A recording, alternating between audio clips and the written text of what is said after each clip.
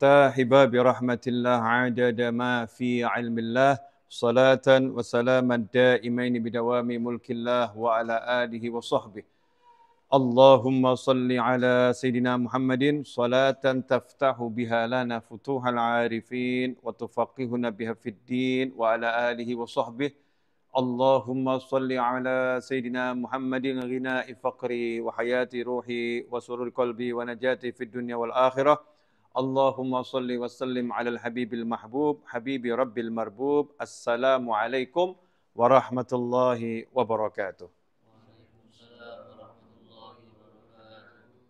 Sahabatku dimanapun antum berada, khususnya teman-teman yang berada di Majlis Ar-Raudhah, alhamdulillah pada pagi hari ini, Jumat pagi, kita bisa bersama-sama duduk untuk cari ilmu. Mudah-mudahan barokah dan manfaat.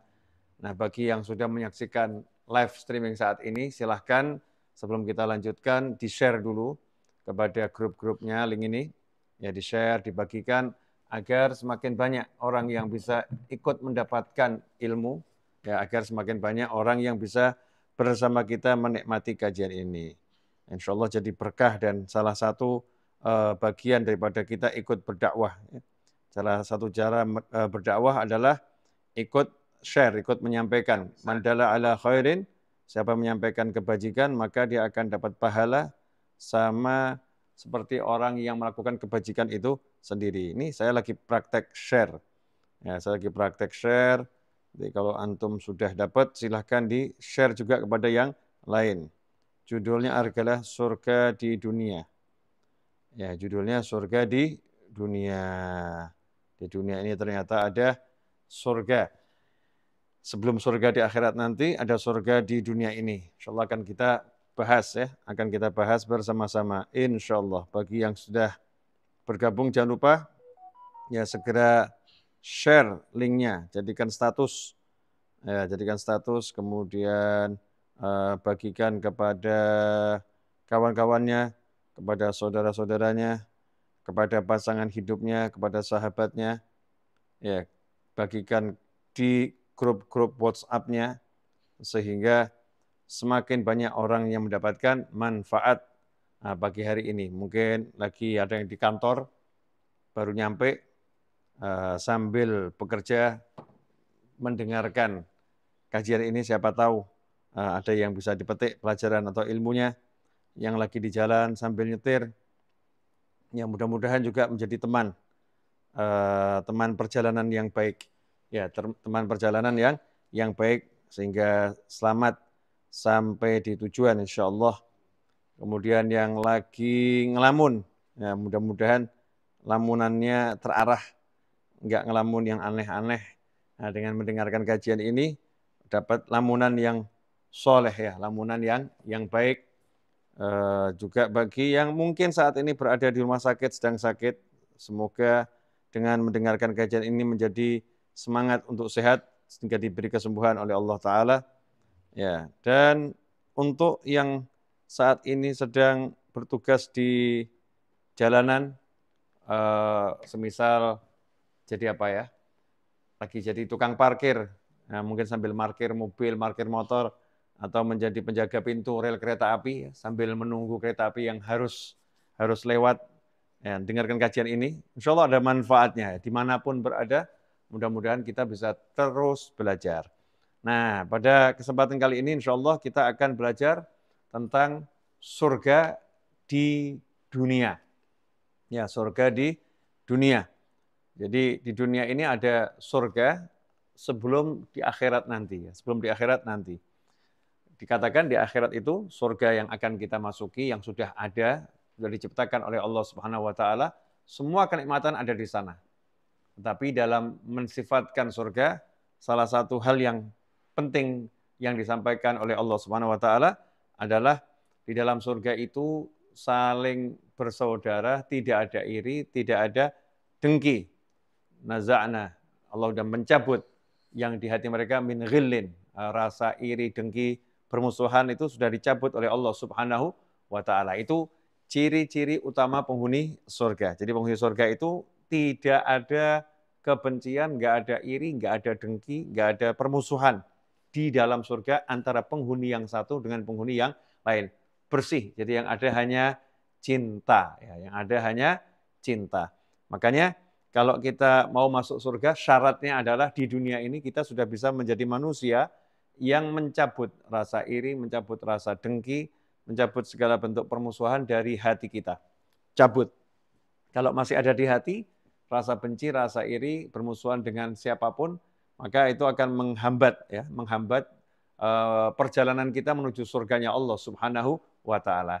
Nah, sekarang saya mau nanya, kalau di hati ada rasa nggak suka, di hati ada rasa benci, kira-kira hatinya jadinya enak atau enggak enak? Enggak enak ya, hatinya enggak enak. Kalau hatinya enggak enak, terus yang di sekitarnya jadinya enak atau enggak enak? Enggak enak. Berarti ketika hati enggak enak, maka tempat itu menjadi enggak enak juga. Menjadi enggak nyaman. Atau dalam bahasa saya, tempat itu menjadi seperti neraka. Ya, di dunia, tapi udah seperti di neraka. Ada rasa benci, ada rasa bermusuhan kepada yang lain. Nah, kalau begitu, kalau kita pengen kita berada di dunia ini di surga, caranya adalah ya ayo kita berjuang agar hati kita nggak ada iri, nggak ada benci dengan siapapun. Jadi jangan pernah menyalahkan orang lain gara-gara dia, karena dia, ya, sebab dia, dan seterusnya. Tapi hendaknya kalau cari ilmu yang tenang itu asyik nanti. Ya hendaknya kita menyalahkan diri kita sendiri dalam mendidik diri kita sendiri. Jangan menyalahkan orang lain karena dia, sebab dia, dan lain sebagainya. Hati ini kan mahal ya. Kalau tadi ada iri, ada dengki, ada benci, langsung semuanya rusak. Seperti yang disampaikan Nabi Muhammad SAW, di tubuh ini ada segumpal darah, kalau dia baik, maka semuanya jadi baik. Kalau dia rusak, semuanya jadi rusak. Ya, semua jadi rusak. Karena pengaruhnya itu sedemikian dahsyat, kalau baik jadi baik semuanya, kalau rusak jadi rusak semuanya, maka orang-orang yang soleh perhatian kepada hatinya itu luar biasa. Nggak mau sampai hatinya rusak. Maka berjuang gimana caranya hatinya punya kualitas yang maksimal, kualitas yang super, ya hatinya jadi yang terbaik. Dijaga, diperjuangkan. Ya diperjuangkan. Karena itu kita melihat perjuangan orang-orang soleh radhiyallahu anhum ajma'in di dalam mencapai kebeningan hati, kebersihan jiwa, atau surga, ya surga di dunia ini sebelum di akhirat nanti, itu perjuangannya luar biasa. Ya layak toh ya. Orang pengen merasakan surga di dunia kok. Betapa enaknya nih hati ketika nggak punya rasa benci, nggak punya rasa permusuhan dengan siapapun. Itu udah di surga itu. Sebelum di surga udah di surga, menikmati semuanya, indahnya luar biasa. Sikap manusia modelnya apapun kepada dirinya nggak ngaruh. Ya dia tidak terpengaruh oleh cacian, nggak terpengaruh oleh makian, nggak terpengaruh oleh hinaan, ya nggak terpengaruh ketika direndahkan, nggak terpengaruh. Hatinya udah begitu kuat, kokoh dengan penuh cinta ya, dengan penuh cinta sehingga dia berada dalam kenikmatan yang luar biasa. Kita lihat seorang sahabat radhiyallahu anhu ajma'in ketika di hatinya punya rasa, sahabatnya Nabi Muhammad SAW, di hatinya punya rasa kurang enak dengan sahabat yang lain. Maka tidak dibiarkan rasa itu. Dia langsung mendatangi sahabatnya, kemudian meletakkan tubuhnya di lantai, seperti seekor hewan yang siap sembelih ya, diletakkan pipinya itu di lantai, sambil berkata pada temannya, tolong kamu injak kepala saya. Pipi saya ini tolong diinjak. Ya temennya nggak mau, lu masa saya injak kepala kamu? Enggak lah, kamu ini orang mulia, bla bla bla bla. Maka dijawab oleh sahabat tersebut, enggak, saya minta tolong sama kamu, tolong kamu injak. Ini kalau kamu nggak injak kepala saya sekarang, saya masih ada perasaan sombong sama kamu. Saya masih ada perasaan nggak suka sama kamu. Biar saya bisa ngajarin diri saya. Kamu ini orang yang rendah dan layak direndahkan. Ya, kamu ini orang yang dari tanah akan kembali ke tanah. Terus saya akan didik diri saya. Akhirnya temannya memenuhi permintaannya. Ya biar apa? Biar temannya juga hatinya jadi baik. Ya jadi baik. Ya, begitulah sahabatnya Nabi Muhammad SAW. Sampai seperti itu dalam rangka untuk membersihkan hati, jaga hati. Sehingga pernah diceritakan ada seorang ulama setiap kali ngajar di jam tertentu dia keluar dari kelas.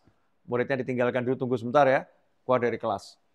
Akhirnya lama-kelamaan ada salah satu muridnya yang penasaran, dibuntuti kemana nih gurunya pergi. Karena jamnya itu istiqomah, jam segitu pasti keluar. Nah, ternyata gurunya pergi ke tempat nimba air, dia ke sumur ya. Di sumur itu ada keperluan masyarakat untuk ambil air. Ternyata di jam segitu itu yang ambil air giliran perempuan tua-tua, nenek-nenek. Ya, nenek-nenek yang lemah-lemah itu. Maka sang guru tadi ternyata membantu mereka semua nimba air. Nah, muridnya pun berkata, "Guru, kenapa meninggalkan ngajar sesaat dan pilih jadi tukang timba air?" Kata gurunya, "Ya jangan ceritakan teman-temanmu ya. Ini saya lakukan tiap hari karena ketika saya ngajar muncul rasa berbangga diri dalam hati saya. Kamu seorang guru besar, didengarkan orang banyak.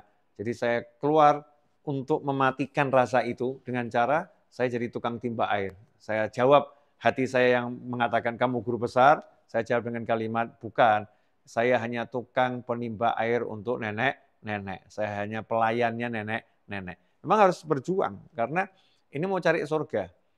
Ya, surga di akhirat tuh kita kejar, tapi ya kalau di dunia bisa ngerasain, kenapa harus nunggu yang di akhirat? Dan yang di akhirat itu akan dicapai kalau di dunia dapat surga. Nah, gimana hati bisa bersih, nggak ada iri, nggak ada dengki, nggak ada permusuhan. Dan setan itu memang ya setan ya, namanya juga setan. Nggak senang manusia masuk surga. Setan nggak senang manusia masuk surga, maka sebelum merasakan surga di akhirat, surga dunia pun setan akan upayakan jangan sampai manusia merasakannya. Karena itu selalu dikasih was-was di hatinya, dibisiki. Ya dia itu nggak suka sama kamu. Oh dia itu sudah berubah loh sekarang. Oh dia itu sekarang sukanya sama yang lain. Oh dia itu, agar kita menjauhi kawan kita, menjauhi sahabat kita, menjauhi teman kita, agar bermusuhan. Ya, agar bermusuhan. Karena itu Imam Ghazali dalam kitab Ihya Ulumuddin itu mengajarkan radhiyallahu anhu, kalau hatimu dibisikin, ya, dibisikin untuk berpikir yang jelek tentang orang lain.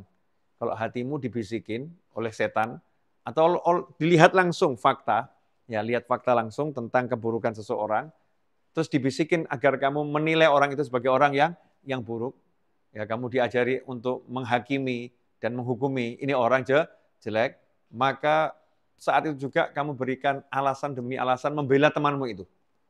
Jadi kalau misalnya nih Ustadz Iis itu, Ustadz Iis ini sama Zaini, ya biasa ngaji bareng, ya, biasa mutolaah bareng, setoran bareng. Nah, tiba-tiba Zaini sudah tidak mutolaah lagi sama sepekan sama Ustadz Iis. Ini setan bisikin Ustadz Iis. Ya memang kelasnya Ustadz kan dibisikin sama setan, ya, setan yang berkelas. Dibisikin nih Ustadz Iisnya sama setannya. Itu Zaini sekarang karena duitnya tambah banyak, nggak mau kumpul sama kamu. Kamu kan fuqara wal masakin. Nanti takut Zaini ketularan miskin. Ya, Zaini takut ketularan miskin. Setan nih bisikin nih. Nah, kebetulan yang dibisikin Ustadz Iis udah belajar, ya sudah belajar. Namanya juga Ustadz. Masa Ustadz dibisikin gitu kemudian oh ya benar ya. Ini berarti pangkatnya turun dari Ustadz jadi nggak tahu apa ini. Ya, Ustadz dibisikin gitu dia santai aja. Setan ya. Nggak ada itu. Saya ini lagi sepekan ini nggak kumpul sama saya karena dia mungkin ya dia lagi kurang sehat. Mungkin ya dia lagi punya kesibukan yang lain. Mungkin dia kata Imam Ghazali berikan 70 sampai 80 alasan. Kalau ternyata kamu sudah membela temanmu dengan 70 80 alasan yang kamu buat dan hatimu masih berkata, memang Zaini nggak mau kumpul sama saya, memang saya orang yang jelek, hatimu masih berkata itu dan mempertahankan itu, maka ketahuilah kamu orang yang sangat buruk. Kenapa begitu? Temanmu sudah mengemukakan 70-80 alasan, kenapa dia nggak duduk sama kamu, dan alasannya itu baik semua, kamu tetap tidak percaya. Berarti kamu yang buruk, bukan dia. Itu cara ngelola hati sampai sedemikian rupa. Setan tidak diberi kesempatan ya untuk membuat kita ini punya permusuhan dengan manusia yang lain. Jangan beri kesempatan setan punya kesempatan untuk masuk. Saya kemarin ngobrol-ngobrol sama teman-teman saya, terus saya bilang begini, itu setan tuh kalau udah masuk ke dalam pikiran, ya masuk dalam pikiran tentang seseorang, memburukkan seseorang, itu pikiran itu nggak akan hilang.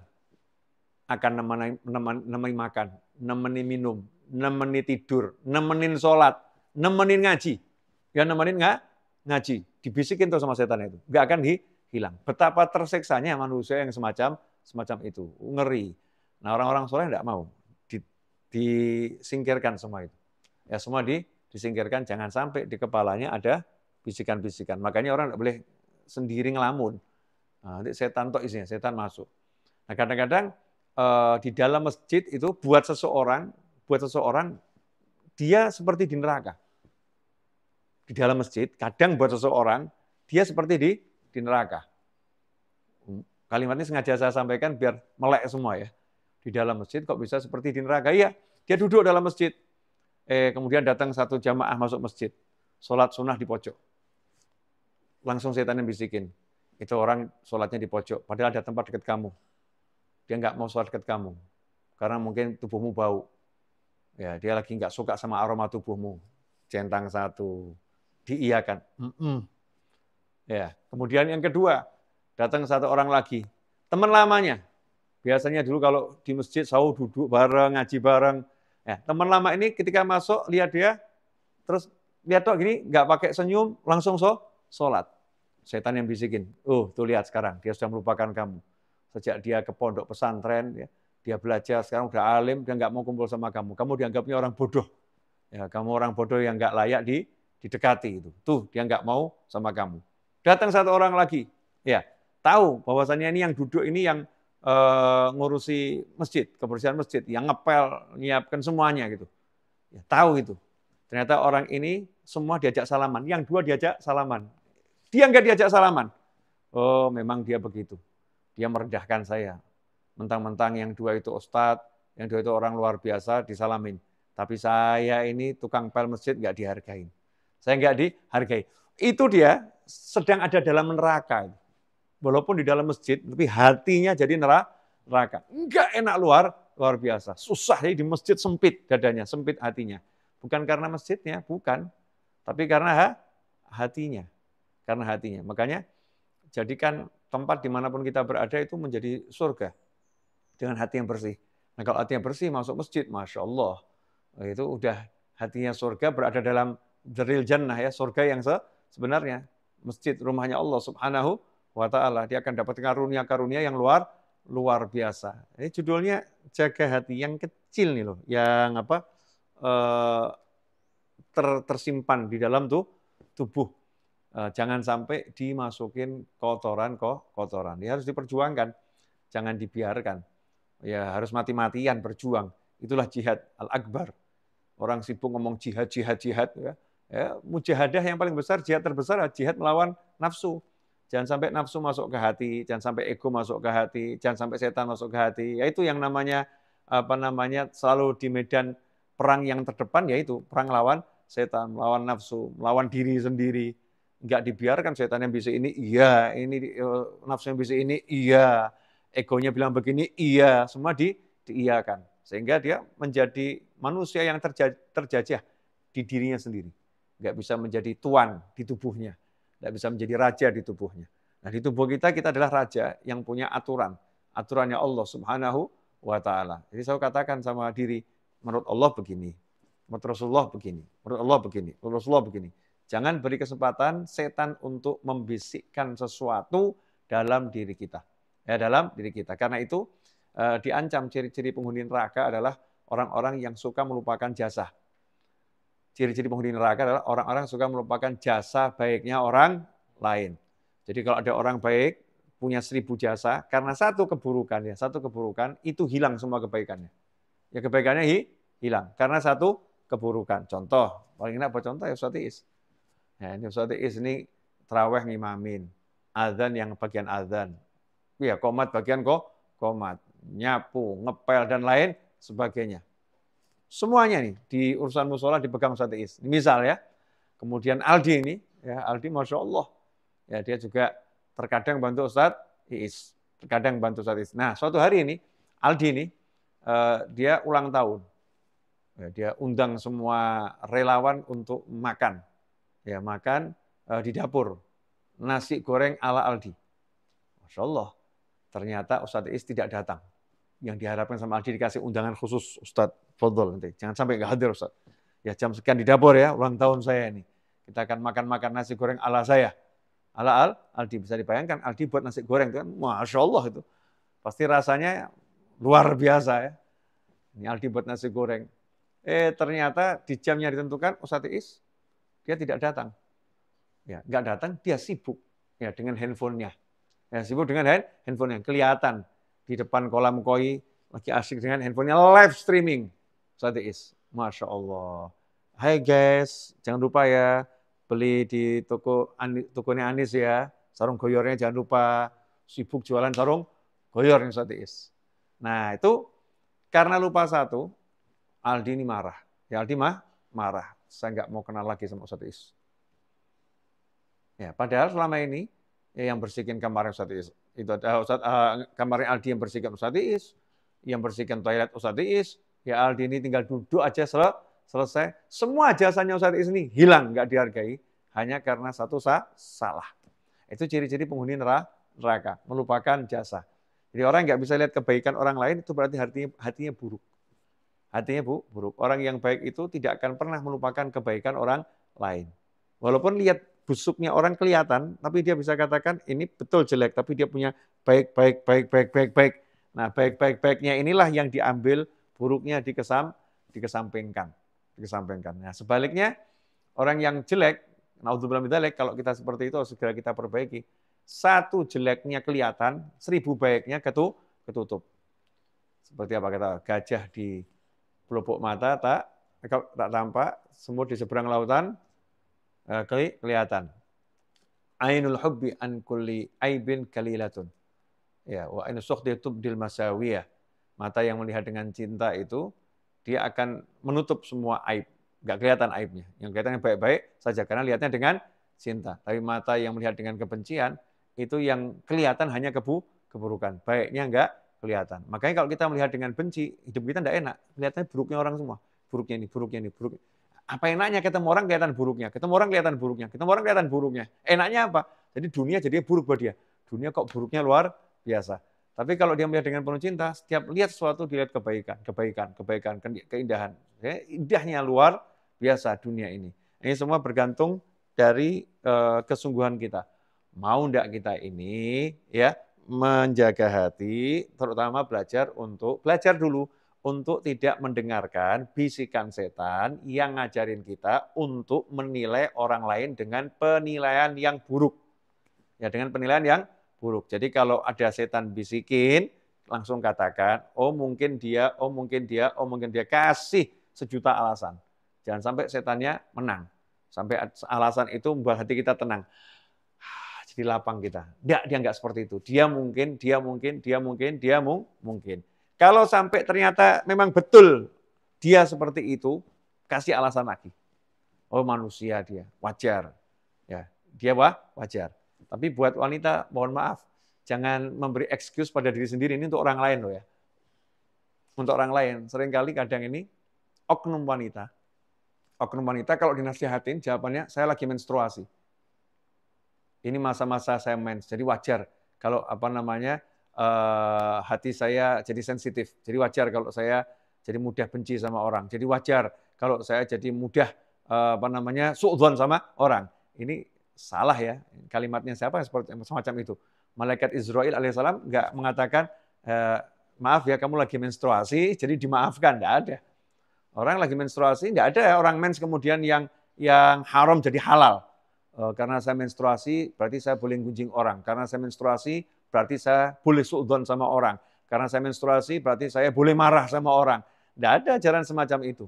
Yang ada adalah manusia harus meninggalkan yang haram, kondisinya apapun juga, dan jangan pernah menjadikan menstruasi dan semacamnya sebagai alasan. Saya lagi lelah, saya lagi capek, ya saya lagi banyak masalah, jadi saya boleh minum khamr gitu. Ya naudzubillah min dzalik, tidak ada. Tidak ada sesuatu yang haram itu jadi halal karena seorang lagi menstruasi atau lagi lelah atau lagi banyak pikiran. Yang haram adalah haram. Makanya kalau memang sadar dirinya itu ketika menstruasi perasaannya semakin tajam, semakin sensitif, ya harus semakin banyak ilmunya.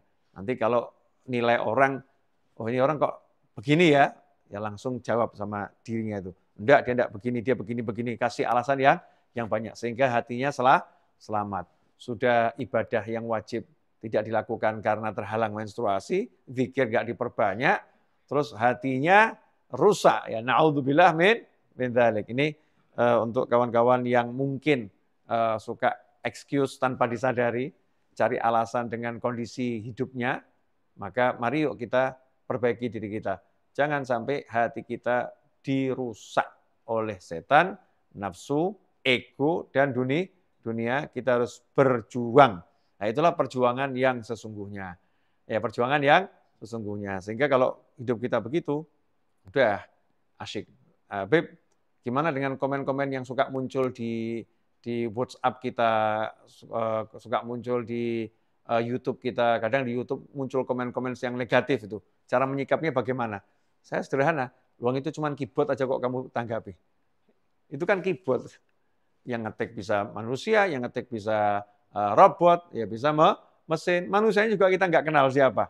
Bisa jadi memang ya manusia, bisa jadi setan nyamar jadi manusia. Setan itu punya kemampuan nyamar jadi manusia. Sehingga kita nggak akan mikir pendapat-pendapat yang negatif. Yang positif dinikmati. Tapi kalau negatif itu ya dibaca. Siapa tahu jadi pelajaran. Kalau mampu ya dibaca. Oh, memang saya seperti itu, perbaiki. Oh, saya nggak seperti itu, ya kita mintakan ampun. Mesin-mesin atau robot-robot yang nulis seperti itu. Sehingga nanti mesin dan robotnya jadi baik gitu. Kalau manusia, semoga manusia jadi baik. Nah, untuk kita sendiri, kita jangan menuliskan hal-hal yang negatif tentang siapapun, karena kerugiannya akan kembali pada diri kita sendiri. Kita sendiri akan rugi. Minimal kita sudah merusak suasana hati kita. Suasana hati kita jadi rusak dengan memberikan komentar-komentar yang negatif terhadap apapun dan siapapun. Jagalah hati, nikmati surga dunia ini agar kita diizinkan masuk surga akhirat nanti. Jazakumullah khairan. Walafu minkum.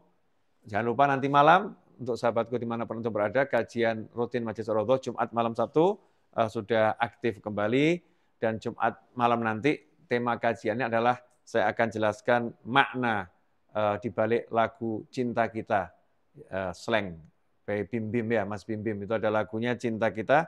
Saya sangat suka lagi itu. Insya Allah nanti malam akan saya jelaskan ilmu yang saya dapat. Ya, ilmu yang saya dapat dari lagu Cinta Kita. Hakadza walafu minkum. Wassallallahu ala sayyidina Muhammadin wa alihi wasallam. Walhamdulillahirabbil alamin. Wassalamualaikum warahmatullahi wabarakatuh. Allahumma salli wa sallim ala sayyidina Muhammadin miftahi babi rahmatillah adada ma fi ilmillah salatan wa salaman daimaini bidawami mulkillah wa ala alihi wa sahbihi. Allahumma ij'al fi ta'atika farahi wa sururi wa fi mardatika jami'a umuri. Allahumma ya alim bihalati wa muttali' ala sarairi wa niyati. اقضي جميع حاجاتي واغفر ذنوبي وسيئاتي وتجاوز عن خطيئاتي وزلاتي وتقبل جميع حسناتي وسامحني فيما مضى وما يأتي واكتبني في ديوان ساداتي واسلك بي سبيل نجاتي في حياتي ومماتي. اللهم إني طامع في عطاك راغب في رضاك مستسلم لقضاك فاكتبني من أولياك واسلك بي سبيل هداك وألحقني بأصفياك. وصلى الله على سيدنا محمد وعلى آله وصحبه وسلم. الحمد لله.